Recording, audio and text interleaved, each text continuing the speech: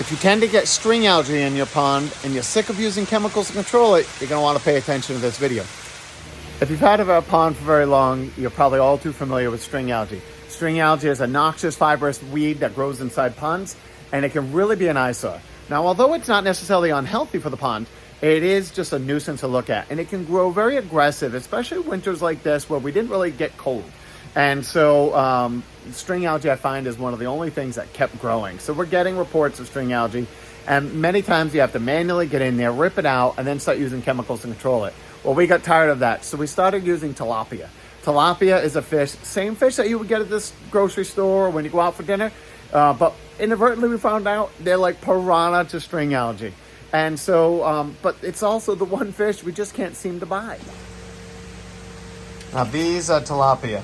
You can see they're not a very colorful fish. They're actually pretty dull.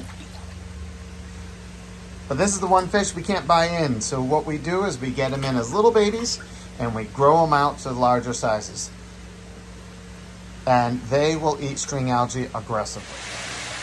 So this is what I'm so excited about today. The babies have finally arrived. 3 months too late. These should have been in back in December. There was some hiccups with the ordering at the early phase. And then the downfall is they can't ship adults. By the time these fish start getting bigger, their spines on the back can pierce the bags. So the only way we can get them in is by little fingerlings. And so usually I like these in December before we start getting too cold to ship them. And then we grow them out, and we have to grow them from a little baby to a big fish. Ideally, I like a 3 to 4 inch fish in the ponds. We can transport them pretty well at that point.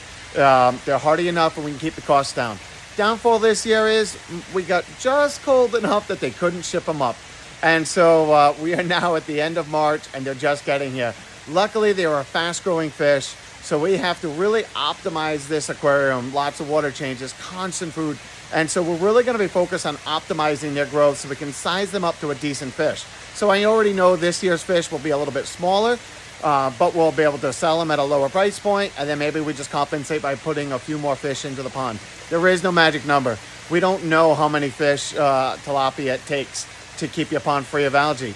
There's many factors into it. Do you even get a lot of string algae anyway? Do you have koi in the pond? Koi eat string algae aggressively all day long. So what I find is most ponds, if you have 6 and 8 inch koi and you have a decent amount of them, you don't typically have a problem with string algae. You don't need tilapia. But if you have smaller goldfish, smaller schmunkins, or no fish at all, 100%, you need something in there that's giving competition on that string algae, nibbling away at it. These babies will do it. So post office called, they're in. The crew's going to be going to pick them up. Okay, the babies are here. So they're in from the airport. It's pretty amazing. These come in this little tiny, there's about 55 of them inside there. We've got our work cut out. We've got to get these little tiny baby fry up to a 3 to 4 inch fish as fast as possible. But if you've ever gotten fish in before, these bags alone are kind of amazing. Normally when you get in fish, you take it, or if you're buying fish from any place like us or aquarium, you would take them and you would float the bag, let the water temperature inside the bag equal that inside the tank to acclimate them over. But these are a very unique bag. Oxygen actually exchanges through the bag of itself. So if we actually took this bag and floated it in a tank, the fish would actually suffocate. So we've got to take some efforts of taking these babies out, putting them in a bucket, slowly warm the temperature up, because during shipping that temperature can really start to drop.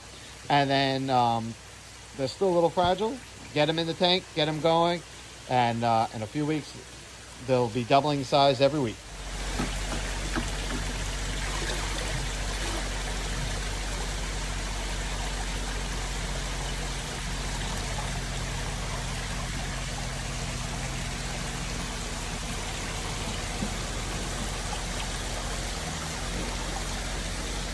So hope that helps everybody that's seen our tilapia before. Now you see how small they come in.